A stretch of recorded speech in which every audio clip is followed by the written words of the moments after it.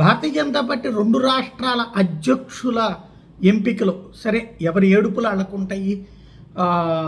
ఈటెల రాజేందర్ని ఎవరూ పక్కన పెట్టలేదు. ఈటెల రాజేందర్కి అర్జెంటుగా ఇచ్చేయాలని కోరుకునేవాళ్ళు రేపు పొద్దున ఆయన ముఖ్యమంత్రిగా వచ్చాము. ఎందుకంటే అస్సాం లాంటి చోట కాంగ్రెస్ నుంచి వచ్చినటువంటి వాళ్ళు ముఖ్యమంత్రిని చేశారు. అట్లాగే బీసీ నాయకుడుని సీఎం అన్నటువంటిది బండి సంజయ్ లాంటి వాళ్ళు కూడా చెప్తున్నారు. కాబట్టి సీఎంగా వచ్చాము. అరవింద్ ఆల్రెడీ ఎంపీగా ఉన్నారు.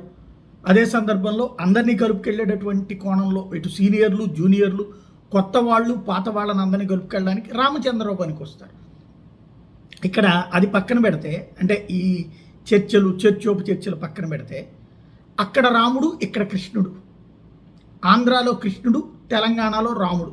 పేర్లు చూడండి, తెలంగాణలో రామచంద్రరావు అక్కడ అధ్యక్షుడిగా. వాస్తవంగా ఒకే బాణంతోనే ఉండాలి అక్కడ వ్యవహారం కూడా. ఏంటి అధికారం అన్నటువంటి దాన్నే టార్గెట్ చేసుకుని ముందుకెళ్ళాలి. ఆల్రెడీ 8 పార్లమెంట్ స్థానాలు 8 అసెంబ్లీ స్థానాలు గెలుచుకున్నటువంటి పార్టీ, కార్పొరేషన్లో కూడా ముందుకు వెళ్ళినటువంటి పార్టీ.